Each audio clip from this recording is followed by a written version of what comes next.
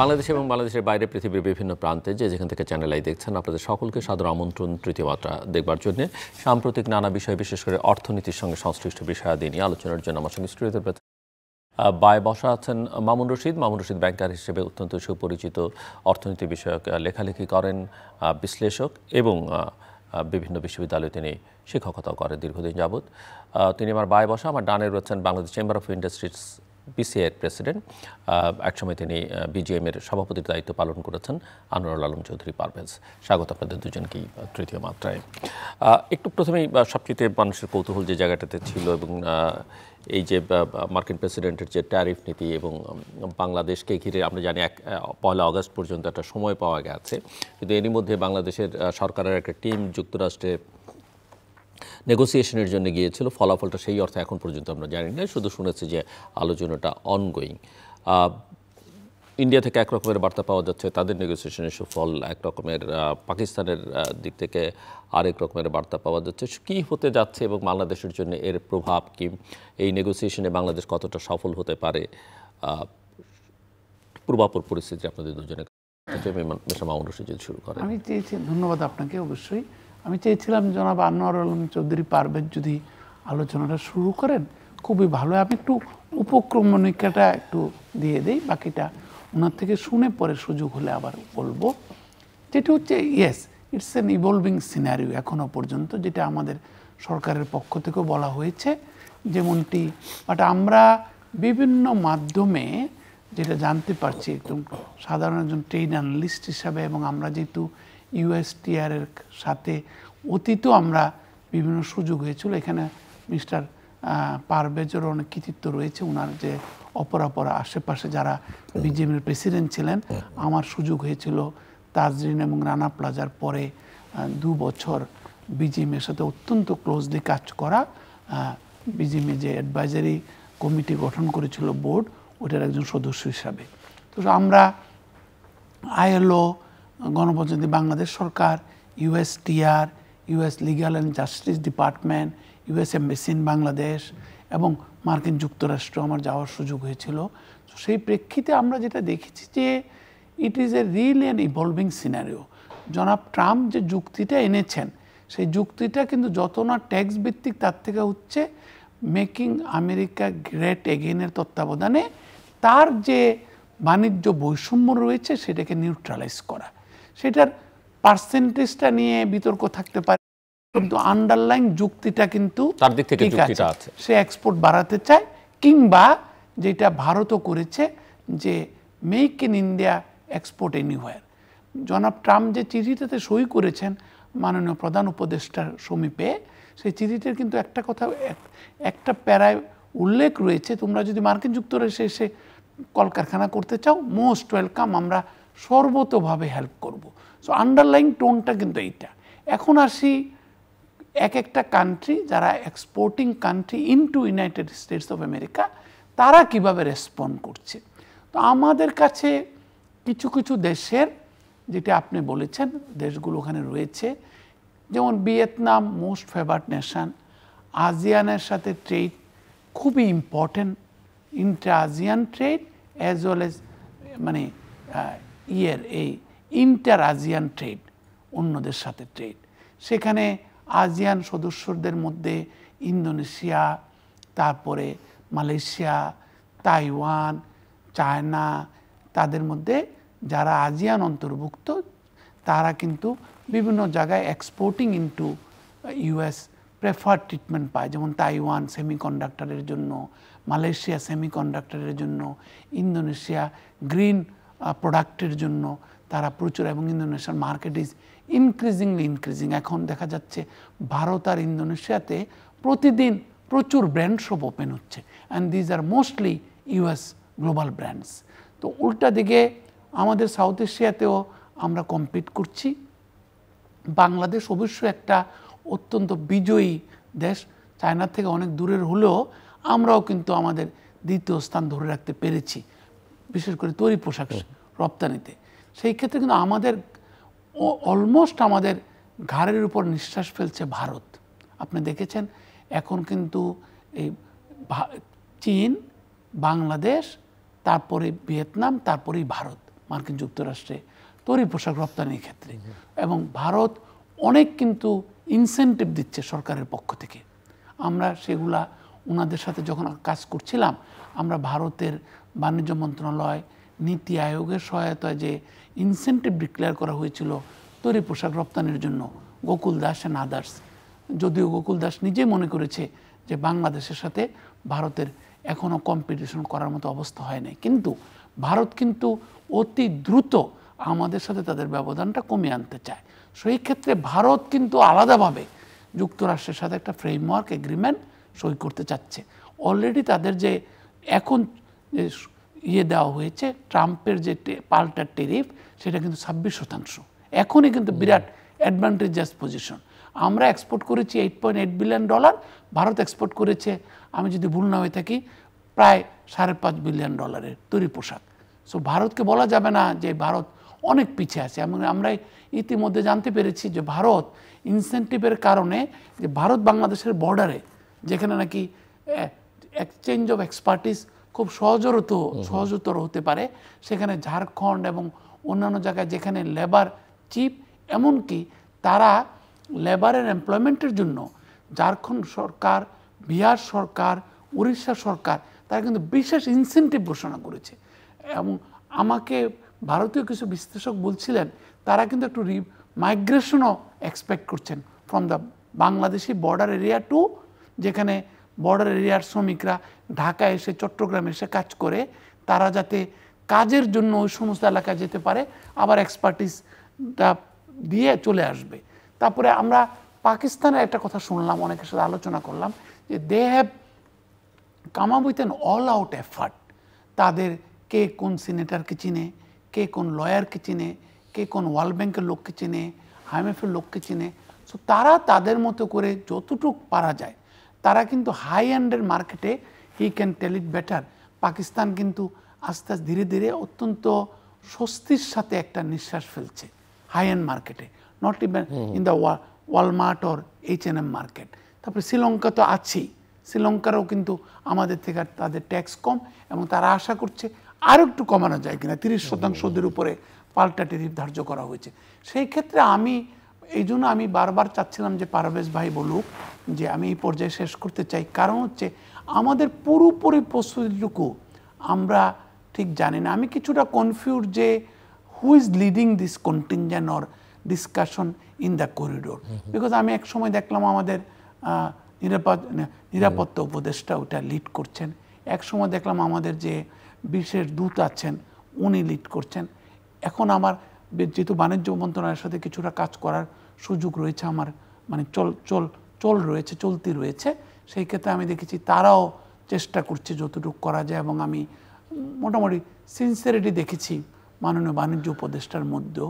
কিন্তু কোন অস্ত্র ব্যবহার করবেন, কোন প্রশ্নের বিপরীতে কোন উত্তর দিবেন, সেইটা তো আমি যেহেতু জানি না, সেটা আমার সুযোগ হয়নি। আই এম শিওর এখানে আমি উপক্রমণিকায় অনেক কথা বলে ফেললাম, মিস্টার পারভেজ আলম চৌধুরীর কাছে অনেক বেশি আরও গোপন বিষয়াদি রয়েছে। মিস্টার আনোয়ার আলম চৌধুরী, না ধন্যবাদ। ডেফিনেটলি ইউএস যে ট্যারিফ, এটা কিন্তু আমাদের পুরো সেক্টরকে একটা বিরাট চিন্তার মধ্যে ফেলে দিয়েছে। আসলে আপনি কি শুধু ওভারঅল আপনার সেক্টর নিয়ে বলবেন না? ওভারঅল সেটা আমি আসতেছিলাম যে, এবং এটার সাথে সাথে, কারণ এটার সাথে রিলেট করে হলো বাংলাদেশের ইকোনমি, এমপ্লয়মেন্ট, আমাদের ফিউচার, অন্যান্য দেশেরও যে ডেস্টিনেশন। কারণ আমরা LDC নিয়ে কথা বলতেছি যে আমরা গ্র্যাজুয়েশন ইমিডিয়েটলি হয়ে যাব, তার মানে 2026-এ যদি হয়ে যায়, আমরা 3 বছরের জন্য হয়তো GSP বেনিফিটটা পাবো। 29-এর পরে কি হবে? হ্যাঁ, এই যে জিনিসগুলো একটার সাথে একটা রিলেট কিন্তু করছে। এখানে বাংলাদেশ আমেরিকাতে যে এক্সপোর্ট করে, it's 19% of our total export, এবং তার থেকেও ইম্পর্টেন্ট হলো that is the biggest market, single biggest market. আর এটার সাথে রিলেট করে হলো যে এমপ্লয়মেন্ট। আজকে আপনি যেটা বলতেছিলেন যে কারেক্টলি পয়েন্ট আউট, যে ইন্ডিয়া নেগোশিয়েট করছে যে ট্যারিফ নিয়ে, তারা কিন্তু বারবার একটা জায়গায় কনসেন্ট্রেট করতেছে যে তারা টেক্সটাইল এবং RMG সেক্টরকে তারা প্রোটেক্ট করতে চায় বিকজ অফ দ্য এমপ্লয়মেন্ট, এবং সেটার জন্য যত কিছু করণীয় দে আর রেডি টু ডু ইট। আপনি আজকে ওদের ডিফারেন্ট টিভি চ্যানেলগুলিতে কিন্তু একই জিনিসই কিন্তু আপনি দেখতে পাবেন। আর সেখানে ডেফিনেটলি বাংলাদেশের এই মুহূর্তে আমরা দেখতে পাচ্ছি যে আমাদেরকে 35% দেওয়া হয়েছে, আর ইন্ডিয়া বলছে যে ওদেরকে অলরেডি 20% বা 26% হতে পারে, এবং ওদের যে MFN যেটা অলরেডি ট্যারিফ সেটা কিন্তু it is practically they say that 18% যেটা অলরেডি দেওয়া, যেটা বাংলাদেশের 16.5% বেস লাইন যেটা আমরা এমনি দিচ্ছি, তার উপর এখন আবার 10% দিচ্ছি। এখন এটা যদি 35 হয় ইট উইল বি 52%-এর মতন, 51.5% হয়ে যায়। এখন এই জায়গাটা বাংলাদেশ যদি এরকম যদি হতো যে বাংলাদেশে যা দেওয়া হচ্ছে ইন্ডিয়াও তাই, ভিয়েতনামেও তাই, হ্যাঁ, তাহলে কিন্তু আমাদের জন্য কোনো অত বেশি টেনশনের কোনো কারণ ছিল না। কিন্তু যখন আমরা শুনি যে ভিয়েতনামে 20% দেওয়া হচ্ছে, ওয়ারাজ বাংলাদেশে সেটা 35%, এবং ইন্ডিয়া ওরা আশা করতেছে যে ইট উইল বি 2026-এর মধ্যে এর মধ্যে থাকবে, তখন কিন্তু বাংলাদেশের জন্য একটা অডিট হওয়ার কিন্তু বিরাট কারণই থাকে। কারণ আমাদের কাস্টমাররা কিন্তু অলরেডি অডিট, তারা জানে না যে কী হতে যাচ্ছে। আবার অন দ্য আদার হ্যান্ড তাদের কাছেও সব কিছু পরিষ্কার না, যেটা তাদের কাছে পরিষ্কার যে ভিয়েতনাম নানান ধরনের লবিস, নানান ধরনের অ্যাক্টিভিটিস, ওরা আমেরিকা যা দেখছে এবং যে ধরনের পাবলিসিটি হচ্ছে, বাংলাদেশের ক্ষেত্রে কিন্তু সেরকম কোনো কিছু দেখা যাচ্ছে না। ইন্ডিয়াও কিন্তু ট্রিমেন্ডাস একটা লবি ইউজ করতেছে, ওদের নেগোসিয়েশনের ঝড় তুলে দিচ্ছে ওদের টিভিতে, ওদের আমেরিকাতে, ওরা যত ধরনের কানেক্টিভিটি আছে ওদের, হ্যাঁ, আপনার যত কটন কাউন্সিল থেকে আর সবখানে কিন্তু ওরা সবাইকে ইনভলভ করে দিচ্ছে। এবং বাংলাদেশের ক্ষেত্রে দেখা যাচ্ছে যে ব্যবসায়ীরাও পর্যন্ত কিন্তু আসলে জানে না যে আসলে কী হতে যাচ্ছে আর কি। কমার্স অ্যাডভাইজার ওখানে আমাদেরকে ডেকেছিল, ওনারা যেহেতু ইউএস থেকে ভিজিট করে আসছে, USTR ওনাদের 3টা 9, 10, 11 তো একটা মিটিং হলো, এবং সেটা একটা ব্রিফিংয়ে আমাদেরকে ডাকা হলো, এবং সেখানে ওনাদের কথা হলো যে দে are in a right track, তারা মোটামুটি একটা ভালো জায়গায় অবস্থান করছে। ওনারা মনে করে যে লবিস ফার্ম নিয়ে কিন্তু আমরা আগেও বলেছিলাম যে উইথ আওয়ার এক্সপেরিয়েন্স BGM-এর লিডারশিপ দেওয়ার কারণে প্রেসিডেন্ট হিসাবে আমরা যখন লবিস ফার্ম নিয়োগ করেছিলাম, আমরা বলেছিলাম যে আমেরিকাতে আসলে যত কথাই বলেন USTR they will be dealing in one way, আবার ওয়াশিংটন DC সেখানে আবার আরেক ধরনের পলিটিক্যাল একটা নেগোসিয়েশন কিন্তু দরকার হয়। ট্রাম্প তো একটা এমন এক লোক, সেখানে কিন্তু আরও বেশি দরকার হবে, বিকজ দুইটা মিলেই কিন্তু আসলে কমপ্লিট জিনিসটা প্যাকেজ আসলে পাওয়া যায়। তা তখন তো আমরা এপ্রিল মাসেই কিন্তু ওনাদের সাথে এটা নিয়ে কথা বলেছি, এবং তখন ওনারা এটা নিয়ে খুব একটা বেশি আর আগায় নাই, এবং দে আর নট ইন্টারেস্টেড। এখন তো ইটস টু লেট, বাট ওনারা পরিষ্কার যে হ্যাঁ ডেফিনেটলি এখন লবিস নিয়ে কোনো দরকার নেই, আর যে যত কথাই বলুক আসলে সব কিছু হলো USTR-এর সাথেই কিন্তু রিলেট করে, এবং ওরাই যা করবে সেটার উপরেই কিন্তু ডিপেন্ড করবে হলো what Trump administration is doing. কারণ এখানে আগে যে জিনিসগুলি ছিল ট্যারিফ নিয়ে, এখন ট্যারিফ সম্বন্ধে যেই ব্রিফিংটা আমরা পেলাম সেটা হলো যে এটার সাথে এটা ন্যাশনাল সিকিউরিটি অ্যাক্টের মধ্যে এই ট্যারিফটাকে যেহেতু নিয়ে আসছে, so it is becoming little bit complicated, এবং it is a difficult to work out. USTR তারা তাদের মতন করে নেগোশিয়েট করছে, তারা নন ডিসক্লোজার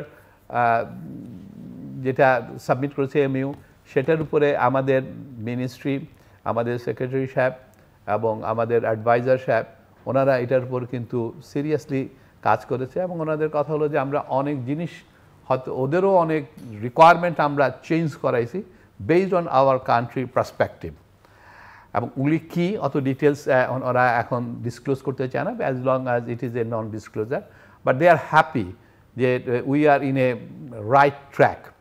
এবং সেখানে হয়তো LDC হিসাবেও কোনো কিছু পাইলেও পাওয়া যেতে পারে, হ্যাঁ, এ ধরনের একটা জিনিস। বাট ওনারা এখন বাংলাদেশে আসছে আমাদের সাথে শেয়ার করার জন্য। কী share we don't know, because everything is undisclose. ওনাদের এখানে আমাদের রেভিনিউর মামলা রয়ে গেছে, আমাদের রেভিনিউ বেশি কাট করা, সেটা কতটুকু ভায়াবল হবে বা কতটুকু কিছু ন্যাশনাল পলিসির মামলা আছে সেগুলি ওনারা ক্লারিফাই হয়ে দেন, they will go back. So আমরা ওনাদেরকে ব্যবসায়ী কমিউনিটির থেকে আবার এই সাজেশন দেওয়া হয়েছে, ঠিক আছে আপনার লবিস্ট ফার্ম নিয়োগ মানে ওনার কি আপনাদেরকে আনন্দ সংবাদ জানাবার জন্য আজকে ব্রিফ করলেন? They said that they are in a right track. তার মানে they take the responsibility, they own the responsibility on behalf of the country, এবং দে বিলিভ যে আমাদেরটা এক পার মিনিমাম হবে, সবার সাথে যাই হবে তাই হবে। ভিয়েতনামের ইস্যুটা নিয়ে যখন আসা হয়েছে তখন ভিয়েতনামের ইস্যু নিয়ে ওনারা বললো যে ইউএসটিআর এর সাথে তো 11% হয়েছে, but there is no agreement even a 20%। তা আমরা বললাম যে ট্রাম্প তো নিজেই বলেছে যে he have declared about 20%। Vietnam দুইটা কান্ট্রিতে 90 ডেজ যে 90 ডিল হওয়ার কথা হচ্ছে, তো আমাদের দুইটা ডিল করেছে, একটা হলো ইউকে, একটা হলো ভিয়েতনাম, এবং ভিয়েতনামে ও 20% দিয়েছে। এটাও officially twitter everything is been there. So ওনাদের কথা হলো যে yes he have said it, but there is no official document, no sign NDA, এবং they are giving a challenge almost যে এটা আসলে এটা হয় নাই, কোনোটাই হয় নাই, একমাত্র ইউকেটটা হয়েছে। সো আমরা সেটাই বিশ্বাস করতে চাই, বাট ভিয়েতনাম তো মনে করে যে ওদেরকে 20% দিছে, ওরা এটা আরও কেমনে কমানো যায় সেটা নিয়ে কিন্তু ভিয়েতনাম কাজ করছে। তবে একটা জিনিস কিন্তু ঠিক যে আজকে যদি আমি দেখি যে ট্রাম্প যা করছে, মানে ট্রাম্পের তো আসলে ঠিক ঠিকানা নাই, তার সবচেয়ে ক্লোজেস্ট যারা, আজকে আমি যদি দেখি এখন জাপান আর ইউরোপ, জাপানকেও সে দিয়ে বসে রয়েছে 25%, ইউরোপকে দিয়ে রয়েছে 25%, আবার অন দ্য আদার হ্যান্ড মেক্সিকোকে হঠাৎ করে মেক্সিকোকে দিয়ে দিল 30%, এবং আরেকটা কোন কান্ট্রি জানি কানাডাকে দিল হলো এগেইন 30%। তা এই যে ওর জিনিস, তা এখন এটা ইউএসটিআর এর সাথে তো ওরাও কাজ করছে।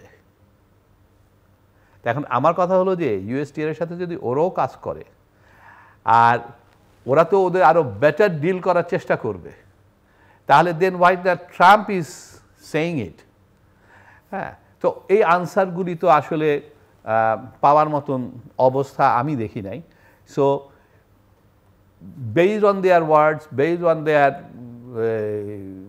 ডিসকাশন, আমাদেরকে ধরে নিতে হবে যে because that's what they said that ওনারা বেস্ট নেগোসিয়েশন করছেন এবং ওনারা they are in a right track, এবং আমিও এটাকে নিতে চাই এভাবে যে yes they are in a probably they are in a right track, এবং probably they will bring something which is a better for Bangladesh, এবং it will be better, Bangladesh will be in a better situation to compete with our neighboring country. But our customer kintu are on it, they are waiting, they are not releasing the orders, whatever order they have released.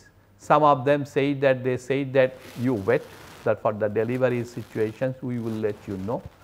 About majority says that we wanted to wait until the actual 1st of August, before 1st of August what is Trump administration will put forward, এবং বাংলাদেশ কি পাচ্ছে। ওই পরিপ্রেক্ষিতে আমি যেটা ওনাদেরকে বললাম, আমরা তো কোনো কিছুই পরিষ্কার না, অন্তত একটা জিনিস বুঝি, সেটা হলো যে এখনও যখন অর্ডারগুলি নিয়ে আমরা নেগোশিয়েট, মানে কাস্টমার যখন আমাদের সাথে প্লেস করতে পারছে না, একটা বিরাট ধাক্কা কিন্তু সেক্টরে আসবে, এবং সেটার জন্য অন্তত সরকার প্যাকেজ, একটা ফিনান্সিয়াল প্যাকেজ, সেটা অন্তত রেডি করে রাখুক, আর এটাকে কিভাবে ওভারকাম করবে, এটা অ্যাড্রেস করবে, সেটার জন্য অন্তত কিছু একটা চিন্তা করা। মামুনুর রশীদ, না, ওনার সাথে আমি একমত, কিন্তু দুটা জিনিস, একটা হচ্ছে যে আমার টেরিফই তো সব না, আমার এক্সপোর্ট, এটাও সত্য কথা যে বাংলাদেশকে ওভারনাইট কি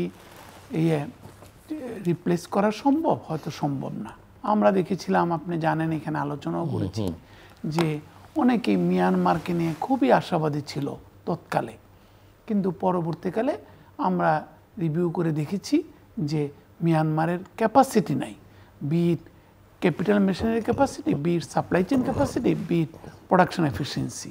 সেম কিন্তু মোস্ট ফেভার্ড নেশনের কাছাকাছি চলে গেছিলো আমেরিকার, যেখানে পোশাক খাতে, তৈরি পোশাক খাতে সবচেয়ে বেশি আমেরিকান ইনভেস্টমেন্ট ঢুকেছিল আমাদের মানে এশিয়ার একটি কান্ট্রি ক্যাম্বোডিয়া। কিন্তু ক্যাম্বোডিয়া কিন্তু শ্রমিক আনরেস্টের কারণে এই সম্ভাবনাকে কাজে লাগাতে পারে নাই। সো কম্পিটিটিভ নেশনস, আমি মাইকেল পটারের বইটা আমাকে কয়েকদিন আগে একটা ব্যাংকের সিও মহোদয় আবার দিয়েছেন পড়তে, তো আমি একটুখানি উল্টে পাল্টে দেখলাম। আমরা MBA করার সময় পড়েছিলাম, পরেও পড়েছিলাম যে what makes a nation competitive in the league of nations or among league of nations. তো আমাদের যে গার্মেন্টস শ্রমিকদের মানে আর্টিজানশিপ, আমাদের উদ্যোক্তারা যে কত সুন্দর করে জিনিসটাকে নিজেদের কন্ট্রোলে নিয়ে এসছেন। এবং আমার মনে আছে যখন আমরা রানা প্লাজার পরে প্রায় ঘন ঘন আমাদের ILOর সাথে বসতে হচ্ছিল, রুদ্ধদ্বার কক্ষে মার্কিন যুক্তরাষ্ট্রের USTR এর সাথে বসেছি আমরা, ওনার নিঃসন্দেহে মনে আছে, US অ্যাম্বাসেডারের সাথে বসেছি, জাস্টিস ডিপার্টমেন্টের সাথে বসেছি, অফকোর্স BGM এর সাথে আমি ছিলাম। সো সেই প্রেক্ষিতে আমাদের কিন্তু চাইল্ড লেবার অ্যাবলিশ যেভাবে করেছেন ওনারা, ওটা বহুলভাবে কিন্তু আদৃত হয়েছিল। এবং এইটার কারণেই কিন্তু আমরা সব সময় despite Rana plaza collapse, Tazreen fire, আমাদের কিন্তু তোমার মনে আছে বোধহয় আপনাদের যে মিস্টার পারভেজ মনে করতে পারবেন যে তখন কিন্তু ILO আমাদেরকে একটা মানে মারাত্মক সমর্থন দিচ্ছিল right from the beginning, that Indian gentleman who is to be the ILO country head here, south Indian gentleman. So তারপরে কিন্তু আমরা ILO, ইউরোপিয়ান ইউনিয়নের পয়সা নিয়ে আমরা সেবাই করতে পেরেছিলাম, centre of excellence for Bangladesh apparel industry. এটা কী পর্যায়ে আছে আমি অবশ্য জানি না পরবর্তীতে। সো এই অ্যাসপেক্টে কিন্তু বাংলাদেশের গার্মেন্টস সেক্টর, তাদের উদ্যোক্তাদের সাথে ইন্টারন্যাশনাল অফটেকারদের একটা সখ্যতা রয়েছে। এমনকি যখন বাংলাদেশের গার্মেন্টস ইন্ডাস্ট্রিকে বলা হয়েছিল তোমরা কি যেহেতু জ্বালাও পোড়াও শুরু হচ্ছে, আমরা কি সাপ্লাই সোর্সটাকে ডাইভার্সিফাই করতে পারি কিনা। একই মিস্টার আনোয়ার আলম চৌধুরী পারভেজ উদ্যোক্তা থাকবেন, হি ইজ এ চোজেন উদ্যোক্তা of say H&M or Walmart or Gap or JCPenney or whoever it is or Sears-এর, কিংবা কিন্তু উনি যাতে ভারতে একটা ফ্যাক্টরি করেন, কিংবা উনি যাতে ইথিওপিয়াতে একটা ফ্যাক্টরি করতে পারেন। এরকম কিন্তু আমরা অনেকগুলো প্রজেক্ট H&M-এর সাথে মিলে টাকা আসবে IFC থেকে, H&M মালিকানা নিবে, এরকম আমরা দুই একটা উদ্যোক্তার কাজ করেছি। সম্ভাব্য ফ্যাক্টরি করা ভারতে, সম্ভাব্য ফ্যাক্টরি করা পূর্ব আফ্রিকাতে, যদিও এখন আর সেই ডেস্টিনেশনগুলো ভালো ডেস্টিনেশন হিসাবে প্রমাণিত থাকতে পারছে না। সো এই যে একটা উদ্যোক্তার আমদানিকারকদের সক্ষমতা, এটা কিন্তু বাংলাদেশের একটা ব্যাপক, মানে আমি সত্যিকার অর্থেই দেখেছি মার্কিন যুক্তরাষ্ট্রের অফটেকাররা, এটা JCPenney বলুন, এটা সিয়ার্স বলুন, এটা টার্গেট বলুন, গ্যাপ বলুন, এবং ওয়ালমার্ট তো আছেই, তারা কিন্তু প্রত্যেকেই ওনাদের সাথে অত্যন্ত সখ্যতা এবং প্রত্যেকে কিন্তু হেল্প করতে চেয়েছে। আমি জানি 2007-08 যখন মানে আর্মি ব্যাক গভর্নমেন্ট কিছু কিছু উদ্যোক্তা হয়রানির শিকার হচ্ছিলেন বিভিন্ন কারণে, মার্কিন যুক্তরাষ্ট্র শুধু এমবিসি এখানে নয়, JCPenney-র চাপে মার্কিন যুক্তরাষ্ট্রের ambassador was force to right letters to the interim government chief, caretaker government chief. So এই ধরনের সখ্যতা ছিল। তো এটা যদি আমরা কাজে লাগাতে না পারি, আরেকটি কথা উনি সুন্দর বলেছেন, আমরা কিন্তু একটি ব্যাংক যারা বিভিন্ন কারণে 2000 মানে এই দশকের শুরুতে 2000-এর দশকে প্রমাণিত হয়েছিল তারা অ্যান্টি মানি লন্ডারিংয়ের প্রেক্ষিতে ক্ষতিগ্রস্ত হয়েছিল, তাদের কিন্তু ট্রানজ্যাকশন বন্ধ করে দিয়েছিল মার্কিন যুক্তরাষ্ট্র ভিত্তিক ব্যাংকগুলা, ক্লিয়ারিং বন্ধ করে দিয়েছিল। কিন্তু তাদের একজন, যাকে পরবর্তীকালে তার বিচার করা হয়েছে, একজন উদ্যোক্তা পরিচালক, উনি মার্কিন যুক্তরাষ্ট্রের ওয়াশিংটন ডিসিতে আমার জানা মতে একটা ভালো লবিস্ট ফার্ম নিয়োগ করেছিলেন। তাদের উপর থেকে কিন্তু ক্ষতিগ্রস্তটা চলে গেল, নট বিকজ যে US-এর মেইন স্ট্রিট ব্যাংকগুলা, ক্লিয়ারিং ব্যাংকগুলা তাদেরকে অনেকটা রেস্ট্রিক্টেড করে দিয়েছিল তাদের ক্লিয়ারিং, কিন্তু through engaging that lobbyist firm in Washington DC, that bank came back to US clearing again, চিপসে আবার ঢুকে গেল। সো এই যে লবিস্টদের কিন্তু একটা ব্যাপক অবদান আছে। তারপর মার্কিন যুক্তরাষ্ট্রের সিনেটাররা, মার্কিন যুক্তরাষ্ট্রের কংগ্রেসম্যানরা, তাদের কিন্তু একটা ব্যাপক সখ্যতাও রয়েছে বিভিন্ন কারণে, তারাও তাদের অনেকে এসেছেন এখানে।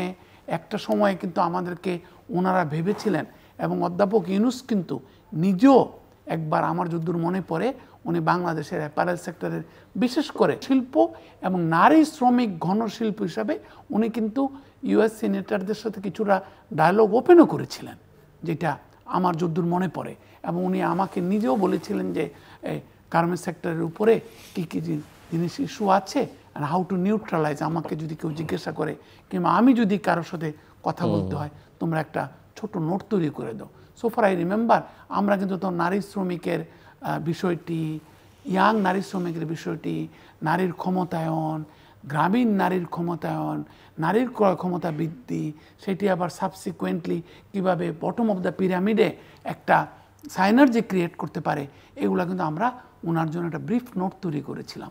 সো আমি মনে করি একটু নেট যে আমাদের ভারত যেমন এপ্রিল থেকেই কিন্তু আমি ভারতের বাণিজ্য মন্ত্রণালয়, যেহেতু আমি নীতি আয়োগের সাথে কিছুটা কাজ করেছি আমার সাবেক প্রতিষ্ঠানের হয়ে, সুতরাং এই কারণে আমি কয়েকজনকে ফোন করেছিলাম। সুতরাং তারা বললেন যে তারা তো এপ্রিল থেকেই কাজ শুরু করে দিয়েছে এবং they have got a very legacy team and consistently তারা এই বিষয়গুলোকে trade research, trade policy regime review তারা কাজ করে যাচ্ছে। সেই ক্ষেত্রে আমার অবশ্যই বাণিজ্য মন্ত্রণালয় এখন যে টিম আছে আমার কাছে মনে হচ্ছে যে বিগত 10 বছরের বিবেচনায় যদি নেই বেস্ট অফ দ্য টিম বোধহয় বাণিজ্য মন্ত্রণালয় এখন আছে, আমার মনে হচ্ছে, কেন জানি। কিন্তু তারপরও আমি কিন্তু এই যে অ্যাপারেল লবিকে, অ্যাপারেল সেক্টরের লিডারদেরকে, ওনার মতো ট্রেড অ্যানালিস্টদেরকে, ট্রেড পলিসি অ্যানালিস্টদেরকে খুব একটা সম্পৃক্ত করেছেন বলে আমি দেখি নাই। ইভেন এই টিমে আপনি যাদের কথা বললেন তারা যদি থাকতো নেগোসিয়েশন টিমে, মনে হয় নেগোসিয়েশন টিম তো পরের কথা, যে কিন্তু আগে কিন্তু ভারত, আপনি জানেন কিনা, ভারত কিন্তু প্রত্যেকটা ক্রাইসিস ম্যানেজমেন্টে এখনো মিস্টার মোদিকে যে প্রচন্ড সমালোচনা করা হয়, স্নাবিং দ্য অপোজিশনকে একদম কর্নারে নিয়ে যাওয়া, তারপরে কিন্তু মোস্ট ক্রিটিক্যাল টাইমে each of the India's premier they talk to the opposition bench. এমনকি যে পাক ভারত যুদ্ধ হলো, আপনি দেখেন কিছুদিন আগেই কিন্তু, চূড়ান্ত দিনের আগেই কিন্তু mister Modi picked up the phone and talked to the opposition. So এই যে একটা কালচার আমাদের আনতে হবে। এবং ওই একটা কথা ভারতের বন্ধন ব্যাংক বলে, সবকার ভালা আমার ভালা। সো এই সবকার ভালার বিষয়গুলোকে যে আমাদেরকে যে সকলকে সম্পৃক্ত করে ইস্যু মানে হ্যান্ডেল করতে হবে, এবং আমাদের ইকোনমিক ইস্যুগুলা হ্যান্ডেল করার ক্ষেত্রে যেহেতু আমাদের দ্বিধাবিভক্ত হয়ে গেছে আমরা ডিসিশন মেকাররা, সেই ক্ষেত্রে আমরা খুব একটা জাস্টিস করতে পারছি বলে এখনো আমার মনে হচ্ছে না। অবশ্যই পারভেজ ভাই আরো ভালো বলতে পারবেন। দ্বিধা বিভক্তির থেকে সবচেয়ে ইম্পর্টেন্ট হলো যে ব্যবসায়ীদেরকে কিন্তু আসলে ওকে কনফিডেন্সে নেওয়া হয় না।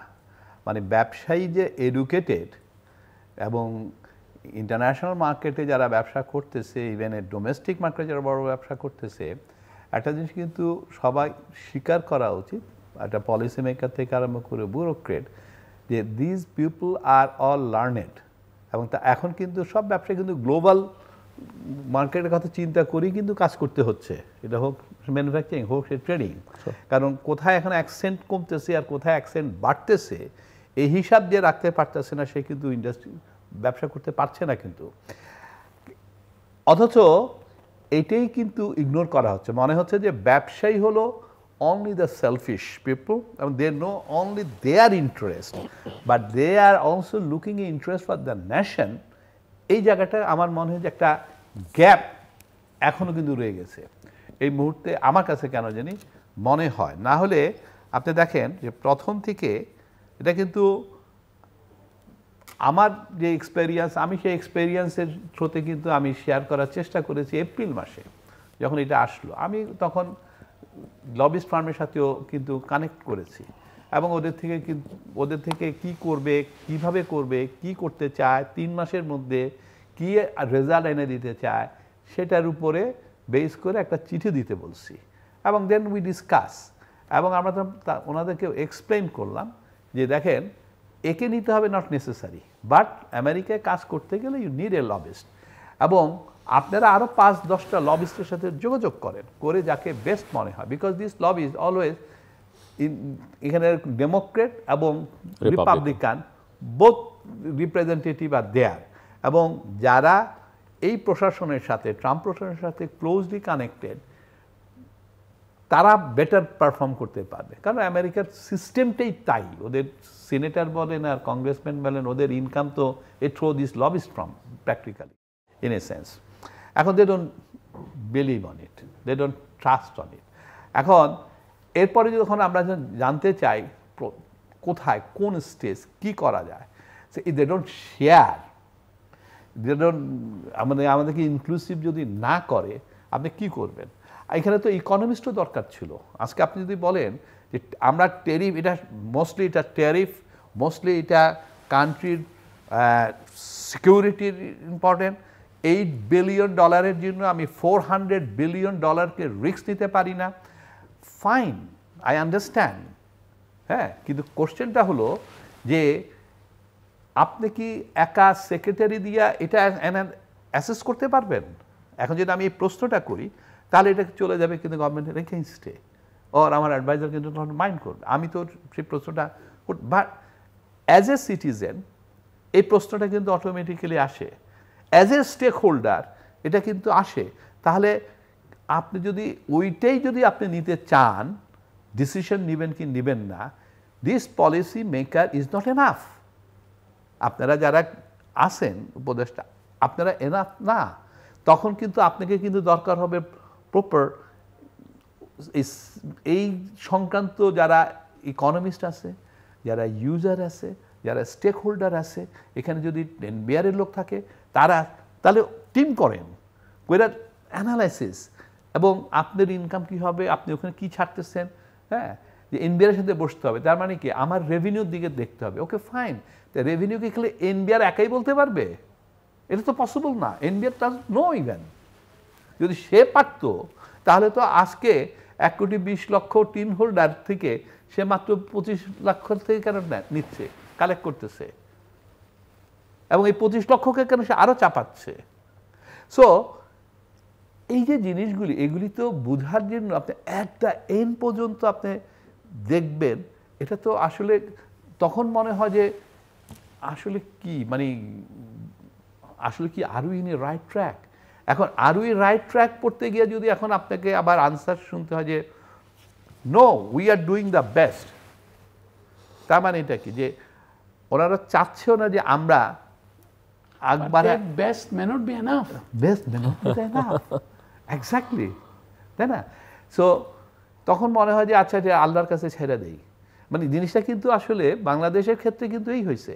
আপনি যদি আজকে ইন্দোনেশিয়া দেখেন, ইন্দোনেশিয়া এত বড় ট্রেড করতেছে, ওদের মন্ত্রী ওখানে বসে আছে, 16টা ব্যবসায়ী গেছে, ওরাই নিয়ে গেছে, ওদের খরচে নিয়ে গেছে। নট অনলি ব্যবসায়ী, ওদের সাথে সে তার ইকোনমিস্ট নিছে, ওদের সাথে তার আলাদা যে ট্যারিফের লোক তাকেও সাথে রাখছে। কারণ এটা তো 4-5 বৈশার জিনিস না। Do you think that my commerce secretary knows everything with all these clauses and he can give a guarantee? সম্ভব না, এটা তো সম্ভব না। এখন ওনারা যদি বলে যে না ওনারা এত এক্সপেরিয়েন্স যে উনি সম্ভব, দেন হোয়াট? তাহলে তখন বলতে হয় যে ওকে দেন ডু ইট। আমাকে অন্তত এই জায়গায় নেন যে যাতে করে অন্যরা যেই বেসলাইনে থাকবে বাংলাদেশও ওই বেসলাইনে থাকুক।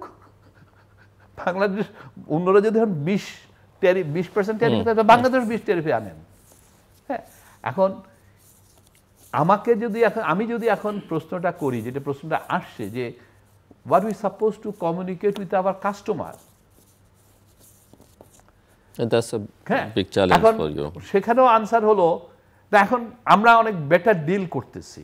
আচ্ছা, do you think that customer আর মানে একটা স্টুপিড, মানে যে আমি তো বললাম আচ্ছা ঠিক আছে আমি মেনে নিলাম, মানে মাঝে মাঝে নিজেকেই কিন্তু বোকা মনে হয় যে আসলে কি ডিসকাশনটা করছি। বাট ইন্টারেস্টিং হলো যে দেখেন এখানে রুলস অফ অরিজিন নিয়ে জিনিস আসতেছে। এখন রুলস অফ অরিজিন নিয়ে যখন কোশ্চেন আসে, সেটা আমাকে ইন্ডিভিজুয়ালি প্রশ্ন করলে আমি ইন্ডিভিজুয়াল একটা আনসার দিব, তাই না? Rules of origin RMG sector, garments sector ধরি, গার্মেন্টস সেক্টরে এক ধরনের রুলস অফ অরিজিন হবে, এবং এই গার্মেন্টস সেক্টরই আবার 3-4টা আইটেমের 3-4 ধরনের রুলস অরিজিন হইতে পারে।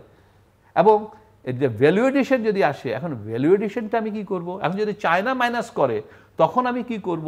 এটা কি do you think that just one adviser and one secretary is enough to work it out? মানে কমপ্লিকেশন কিন্তু অনেক কিছুই আসবে। এবং তারপরে হলো পাগল একটা লোক, মানে ট্রাম্পের মতন একটা লোক যাকে প্রেডিক্ট কেউ করতে পারে না পৃথিবীর, তাই না? তো এইসব টাইপে তো আমাদের মধ্যে আরো বেশি স্ট্রং একটা মর্নিং এবং স্ট্রং নিয়েই কিন্তু আসলে কাজ আমি আমি আমি অন্য আরেকটা প্রসঙ্গ একটু আপনি যেহেতু আছেন এবং আপনারা দুজনই আলোচনা করতে চাই। দেশের মানি মার্কেট, দেশের banking sector reform, specially central ব্যাংকের ইস্যুটা যে কতটা স্ট্রেংথেন করা উচিত বা কোন জায়গায় দাঁড়িয়ে আছে, কি হচ্ছে? জি ধন্যবাদ। তো in the name of reforms, জি না, একটা রিফর্মেই দেখা যাচ্ছে যে ওয়াকিং দ্য টকের পথে বেশি এগিয়ে আছে। বাকি তো আপনি জানেন রিফর্ম কমিশনের রিপোর্টগুলো জমা দেওয়া হয়েছে জানুয়ারি মাসের 31 তারিখে। বাট বাংলাদেশ ব্যাংকের বিষয়গুলা মোর প্রায়োগিক বিবেচনায় মানে সামনে এগিয়ে নিয়ে যাওয়া হচ্ছে। দিস ইজ এক্সেন্সে স্বস্তিকর, স্বস্তিদায়ক অন্তত। এখন সেই ক্ষেত্রে বাংলাদেশ ব্যাংকের স্বাধীনতা, ব্যালেন্সটা কিভাবে রক্ষা করবে অর্থ মন্ত্রণালয় বনাম বাংলাদেশ ব্যাংক, তারপরে সেখানে যদি ওই যারা রিকমেন্ডেশনগুলো যেগুলো পত্রিকায় এসছে যে মন্ত্রী পর্যায়ে চলে নেওয়া হবে, গভর্নরকে, ডেপুটি গভর্নর নির্বাচিত হবে, বাংলাদেশ ব্যাংকের একক সিদ্ধান্ত, সেগুলা বাংলাদেশ ব্যাংকের স্বাধীনতার জন্য খুবই প্রয়োজনীয়। আমি এগুলোকে সমর্থন করি। আবার সেই সাথে পারভেজ ভাই অন্যান্য ক্ষেত্রে যে কথাগুলো বললেন যে এরা তো অন্য প্ল্যানেট থেকে আসবে না, আমাদের বাংলাদেশেরই লোক হবে, তাহলে সেইখানে আবার নতুনভাবে একটা সক্ষমতার বিষয় উঠে আসবে কিনা, কারা? আমি মানে মানে best of the effort from my side may not be the best, relatively best in the world, because আমার বেস্ট, আমার ঢাকা ইউনিভার্সিটির first class first may not be the first class first in MIT, যেখানে first class first বিষয়টাও নাই। So এই আসপেক্টে so এগুলো তো dynamic একটা চেঞ্জের মধ্যে যাচ্ছে। তো ব্যাংকিং সেক্টরের প্রবলেমটা কোথায়? যত বেশি বাংলাদেশের অর্থনীতি আন্তর্জাতিক অর্থনীতির সাথে সম্পৃক্ত হচ্ছে, বাংলাদেশের বাজার আন্তর্জাতিক বাজারের সম্পৃক্ত হচ্ছে, সেই ক্ষেত্রে কিছু কিছু নতুন চাহিদা এসে যাচ্ছে। পণ্যের চাহিদা, সেবা পণ্যের চাহিদা, কিভাবে আমরা অপারেট করব। আমরা যে একটা দুর্বল ব্যাংককে সবল বানাবো, এই দুর্বল ব্যাংককে সবল বানানোর ক্ষেত্রে সাউথ কোরিয়া কি করেছে, ইন্দোনেশিয়া কি করেছে, চায়না কি করেছে, সেইটার সম্বন্ধে সম্যক ধারণা কার আছে? এরা যদি না আসে, শুধুমাত্র বাংলাদেশ ব্যাংকে স্বাধীন করে কিন্তু পুরা স্বাধীনতার সুফলটা আমরা ঘরে তুলতে পারবো না, ফসলটা আমরা ঘরে তুলতে পারবো না। তারপরে সরকারে কারা আছে, সরকারে যে রাজনৈতিক দলটি থাকবে তাদের কাণ্ডারীদের মধ্যে কেন্দ্রীয় ব্যাংকের স্বাধীনতা নিয়ে প্রশ্নটি কি? তৃতীয় বিষয়টি হচ্ছে আমাদের বাংলাদেশের ব্যাংকিং বললে যেটা সবচেয়ে বেশি আলোচিত হয় সেটি হচ্ছে যে মন্দ ঋণ কিংবা সামগ্রিকভাবে ব্যাংকিং খাতে সুশাসন। তাইলে যদি নির্বাচনের মাধ্যমে একটি নতুন সরকার আসে, তাদের কি আগের সরকারগুলো, রাজনৈতিক সরকারগুলো যেভাবে মানে কেন্দ্রীয় ব্যাংকে নাস্তানাবুদ বানিয়ে, রাষ্ট্রায়ত্ত ব্যাংকে নাস্তানাবুদ বানিয়ে তাদের পছন্দের লোককে মন্দ ঋণ দিতে বাধ্য করেছে, আবার সরকারি কোষাগার থেকে মূলধন কিংবা পুঁজি সহায়তা দিয়েছে। কিভাবে দিল? একটা হসপিটাল করতে পারতো না করে, একটা স্কুল করতে পারতো জেলা শহরে না করে, তারা সোনালী ব্যাংকের এই মন্দ ঋণের বিপরীতে প্রভিশন ঘাটতি মোকাবেলার জন্য টাকা দিয়েছে, বাজেটের টাকা। তো এইগুলো বন্ধ হবে কিনা? মানে বাংলাদেশ ব্যাংক স্বাধীন হলেই যদি সরকারে যদি একটা অপরিপক্ষ রাজনৈতিক দল থাকে, কিংবা রাজনৈতিক দল কিন্তু যদি কেন্দ্রীয় ব্যাংকের স্বাধীনতা, রাষ্ট্রায়ত্ত খাতের ব্যাংকগুলোর পরিচালনগত দক্ষতা নিয়ে এগিয়ে যেতে না দেয়, তাহলে এই স্বাধীনতার আসলে সুফল আমরা যে আকাঙ্ক্ষিত পর্যায়ে নিয়ে যেতে পারবো না। না, আমি কি বলবো, আমি ব্যাংকিং সেক্টর নিয়ে খুব একটা বেশি বলার নাই। আমি একটা জিনিসই বুঝি যে contraction policy is a very good policy, এবং যে ধরনের পদক্ষেপগুলি নেওয়া হচ্ছে ইট ইজ এ, মনে করি যে এটা রাইটলি ওনারা নিচ্ছে। কিন্তু কোশ্চেনটা হলো যে এটার সাথে এই মন্দ ঋণ বলে, হ্যাঁ, ব্যাড লোন বলে প্রভিশন ক্রিয়েট করে ইন্টারেস্ট রেট বাড়ায় আমার ইন্ডাস্ট্রিগুলি সক্ষমতা আছে কিনা, এবং আজকে যদি আমার সেই সক্ষমতা, আমাকে তো রেগুলার ইকোনমি যেভাবে চলছে সেটাকে কিন্তু যেতে দেওয়া উচিত, এবং সেটাকে কন্টিনিউশন রেখে এবার এইখানে অ্যাডজাস্টমেন্টগুলি করা উচিত, এখানে এখন আরও টাইট করা উচিত। যে জায়গায় হয়ে গেছে লেটস ব্লক ইট, আর যাতে ফার্দার না হয়, এবং ফার্দার না হওয়ার জন্য যে ধরনের প্রিকশনসগুলি নেওয়া দরকার সেই প্রিকশনসগুলি নেওয়া হচ্ছে কিনা, বা যে সাপোর্ট দেওয়া দরকার সেই সাপোর্টগুলি দেওয়া হচ্ছে কিনা। যদি সেই সাপোর্টগুলি না দেয় তাহলে এটা কী হবে, তাহলে এটা কিন্তু আরও বাড়তে থাকবে। কারণ এখন কি হচ্ছে, এখন আপনি দেখেন যে 4,20,000 কোটি টাকা আমাদের ক্লাসিফাইড হয়ে গেছে, উইচ ইজ অ্যাবাউট 24%। আমি জানি না জুনের পরে এটা কোথায় দাঁড়াবে। এখন দেখেন এর কারণে কিন্তু অলরেডি বিদেশি ব্যাংকগুলি কিন্তু বাংলাদেশ ক্রেডিট রেটিংগুলিকে অ্যাকসেপ্ট করতেছে না, কারণ বাংলাদেশ ক্রেডিট রেটিং তো খারাপ হয়ে যাচ্ছে বাংলাদেশ ব্যাংকের। বিদেশি অনেকে কিন্তু এখন যে ফান্ডিং করা এগুলি কিন্তু আস্তে আস্তে কিন্তু বন্ধ করে দিচ্ছে প্রাইভেট সেক্টরে। এটা যদি আরও বাড়ে এটা আরও বন্ধ হবে। সেকেন্ড হলো আমার গ্রোথ রেট কি হচ্ছে, আমার গ্রোথ রেট কিন্তু দেখা যাচ্ছে যে এটা কিন্তু কন্টিনিউয়াসলি নামতেছে, এবং ইট ইজ এ মে মাসে কিন্তু 7.12-তে আবার চলে আসছে, এবং overall it is going down.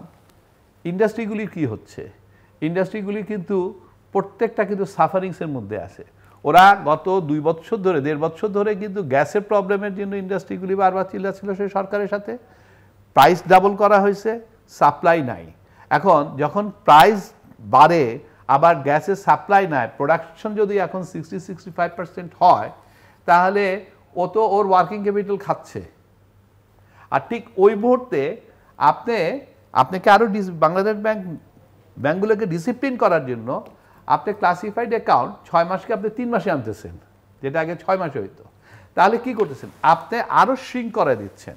আপনি রেগুলার যেটা ওকে যে সাপোর্টটা দিবেন যাতে ওর ইকোনমিটা যাতে কন্টিনিউশনটা থাকে সেটাও আপনি করতে দিচ্ছেন, ওদিকে আপনি ডিসিপ্লিনও রাখছেন এবং সব দিকে আপনি টাইট করে দিচ্ছেন।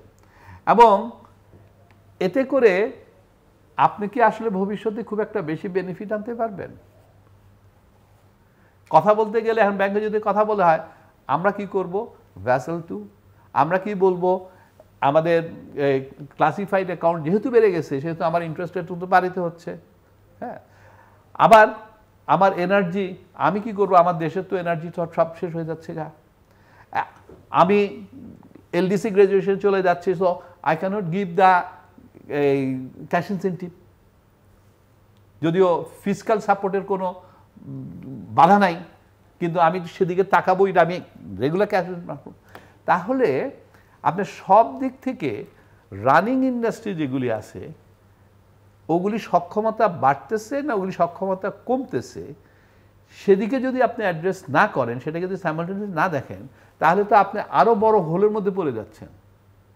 এবং এটা কি আমরা কি ভাবতেছি, এটাকে কিভাবে আমরা অ্যাড্রেস করব, এবং সেই জায়গাটা কিন্তু আমরা অ্যাড্রেস করতে পারছি না।